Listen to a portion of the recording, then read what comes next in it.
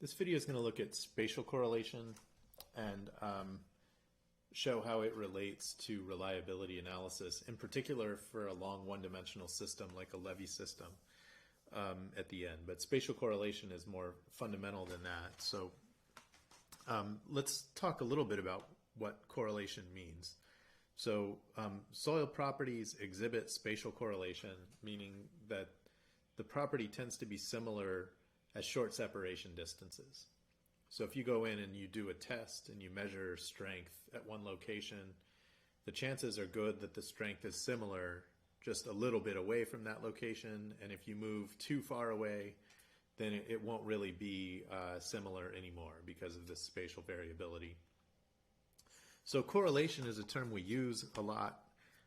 What we mean by correlation is the degree of linear dependence between two random variables. So how closely related are two things linearly between two different points, or how linearly related are two random variables. So here's a plot that shows two uncorrelated random variables plotted against each other. We have x1 and x2, and maybe they have similar mean values and similar standard deviations, but if they're uncorrelated, you'll see this kind of circular blob in the middle where there's not really a linear trend between the two of them. Or another way of thinking about it is if you know x1, it doesn't tell you a whole lot about the likely value or the expected value of x2. If the two random variables are linearly dependent upon each other, then you would get still some scatter, likely, unless they're perfectly correlated. But you're not going to get that circular relationship. You'll get a more like an elliptical relationship, and the data points are all along a linear trend.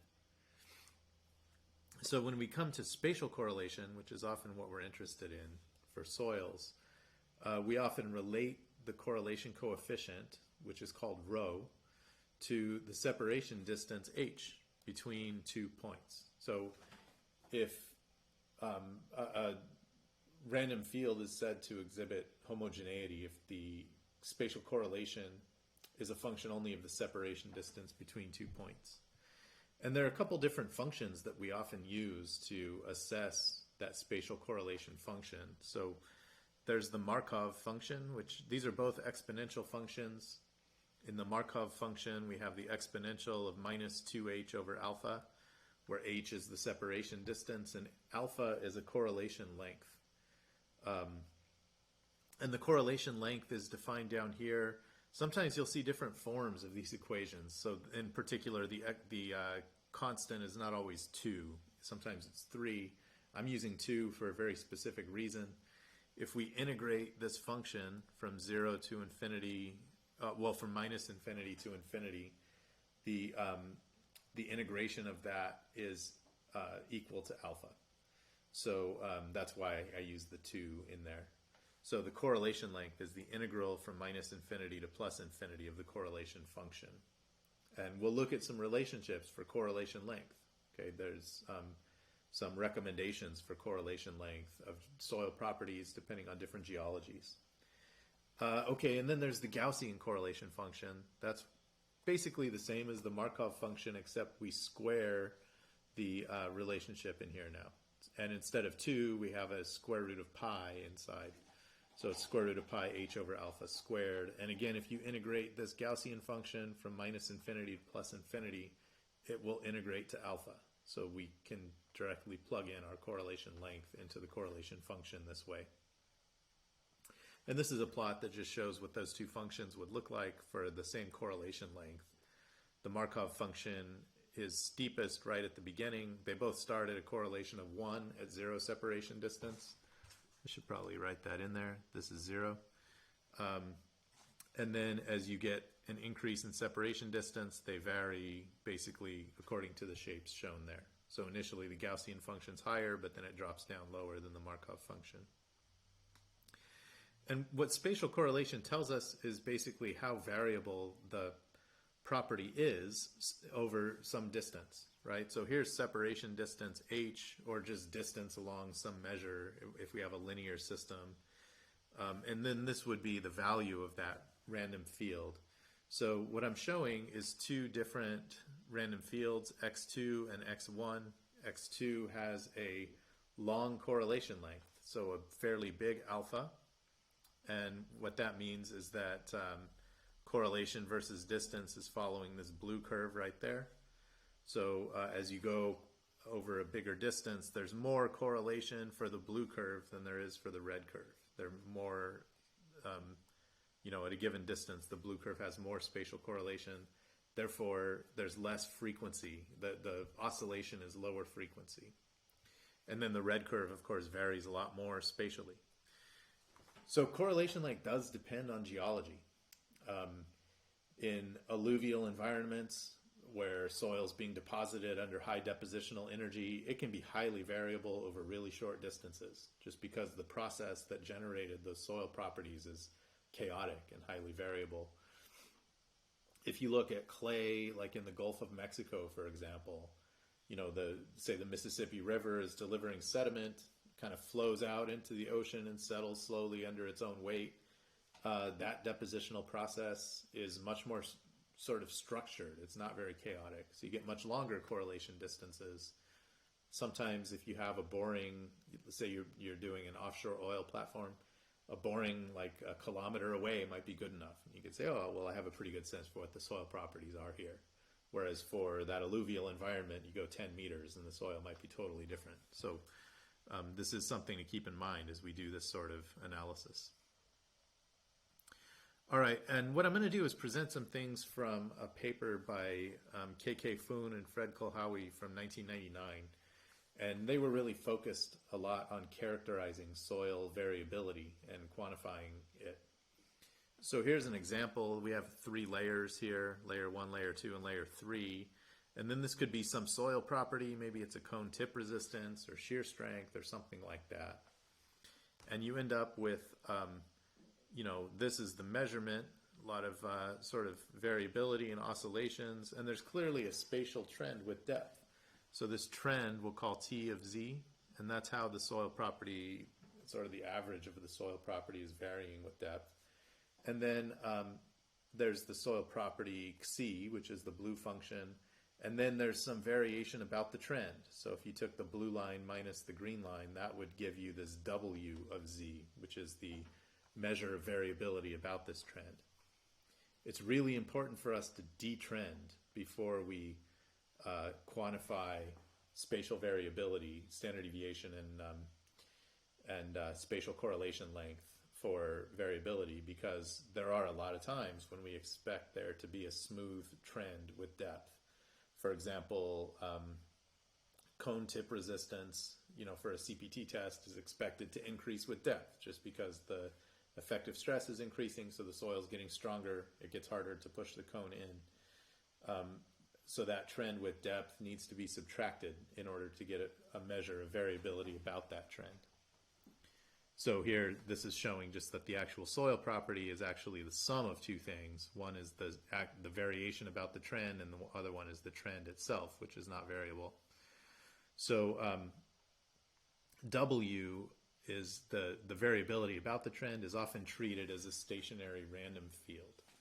And a stationary random field means that the mean value and standard deviation are constant with depth. They're not varying spatially. And there's some spatial correlation coefficient that governs how rapidly the property varies with depth. All right, now, if we have enough measurements, we can actually quantify these things, right? The best way to measure uncertainty and spatial variability is to measure it. You go out and get enough data that you can quantify it. That hardly ever happens in geotechnical engineering. We're lucky to get a couple of tests sometimes. Well, I guess for a cone profile, you're getting a lot of data, right? A measurement every 2 centimeters or so. So you could probably characterize vertical properties of the soil then. But a lot of the time, we only have a few data points. It's not really enough for us to know the standard deviation, the trend. Maybe we can get a trend with depth, but we can't really quantify the statistics of the variability about that trend. So a lot of what Foon and Kolhawi did in their paper was to look at variability of soil properties and summarize them into these tables. So sometimes we'll use presumed values like this. And these are all summaries of inherent variability of strength of soil properties. So this is the statistics of the W function, not the trend, but just the variability about the trend. And they're presenting them in terms of a coefficient of variation, which is the standard deviation divided by the mean. And you can see for undrained strength, that coefficient of variation ranges from 6 to 56%. For fine-grained soils, 11 to 49% for clay and silt soils, and so forth. And these are just from different studies in the literature. So, tables like this can be really helpful for us to figure out what to assign for our standard deviation.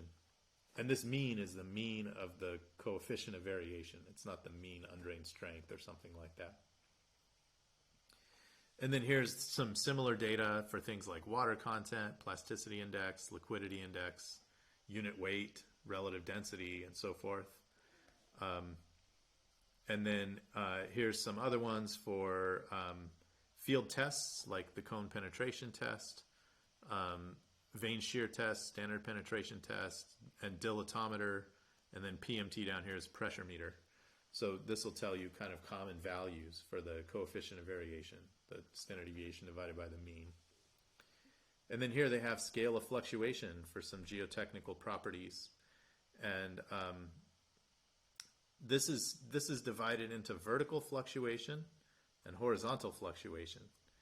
It's easier for us to measure vertical fluctuation because you can just push a cone in the ground and kind of measure it, or you get enough samples to measure it. In order to get horizontal fluctuation, you need a lot of different site investigations that are close together. So that's why you get more data here in the vertical fluctuation.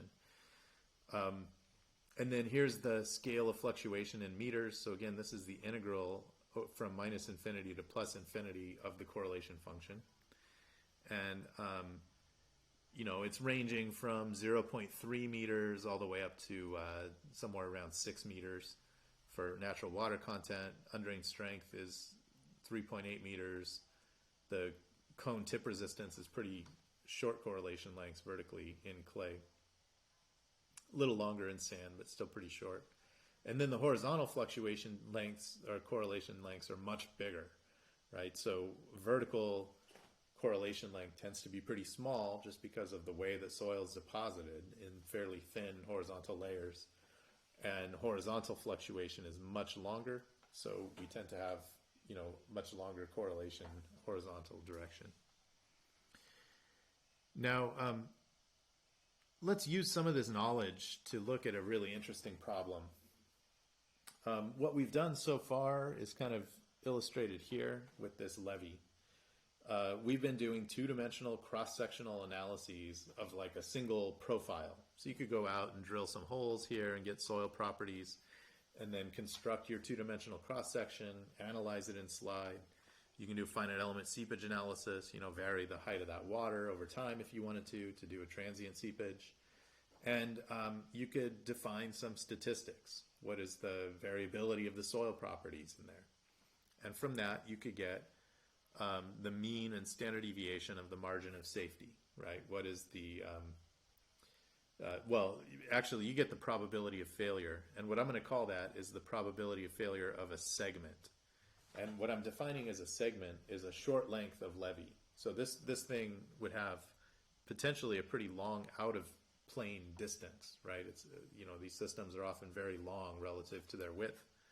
And so we're analyzing one cross section, and the segment is a length of levee in the out of plane direction that is representative of that single cross section.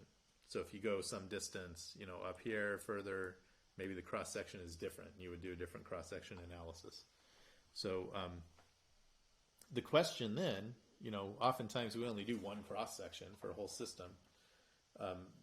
The question is, what factor of safety do we need? Like, if we think, if the probability of failure of this cross-section is 3%, what does that really mean for the system that is much longer, right? This levee is here, here's the river. If any spot along this levee breaches, then, this house and person and dog is flooded. So we want to avoid that. So what we're answering now is the question of, if we have a particular length, and we know the probability of failure of a cross-section, like from our geotechnical analysis, can we compute the probability of failure of the system anywhere along that length that would result in flooding? So what I'm going to assume that we know is the correlation length of the margin of safety. All right, so recall the margin of safety is the capacity minus the demand, and as long as it's bigger than zero, failure doesn't happen. When the margin of safety is below zero, failure does happen. So here's a little diagram that shows how that margin of safety might vary, along the length of the levee. We know the mean value and standard deviation of the margin of safety. That's how we got the probability of failure. And then there's going to be some sort of variation as you go along, and that variation is going to be controlled by this correlation function that depends on the correlation length, alpha sub n. And I'm just going to treat that as known. All right, I'm not going to provide much guidance on how to get that parameter, but I'm going to show you how to do the analysis if you do know it, if you know how much the spatial correlation is. So we're going to use a procedure called level crossing statistics, and this was originally derived by Rice, so it's called Rice's formula, for the purpose of analyzing noise in electrical signals. So rather than doing spatial correlation, he was doing correlation in time. So how correlated is a random noise signal in time? And what he found was an interesting outcome. So let's say that we have our margin of safety here. I'm going to derive everything in terms of margin of safety since that's what we're trying to solve. And here's distance. And we have some sort of, signal going along like this. Well, what we can do is go and count every point where that signal crosses zero. And then what Rice derived was an expression for the rate of zero crossings. So how many zero crossings are there per unit distance? And that's this V naught term, and it's equal to 1 over pi times the square root of minus the second derivative of the correlation function with respect to distance evaluated at zero. So let me just make sure that that's clear. If we have a spatial correlation function like this, we're evaluating the second derivative of that function right at that point, right at h equals 0. So you can see that that second derivative is going to be different for the red line. There's much more curvature there, so a higher second derivative than it is for the blue line, which is lower curvature, right? So what Rice is saying is that the rate of zero crossings depends on that value, that curvature value. And I'll point out that you can't do this for a Markov correlation function, so I'm going to restrict us to Gaussian correlation functions because the Markov function has a sharp point right there if you look at the symmetry on the left and right side, so the second derivative is undefined.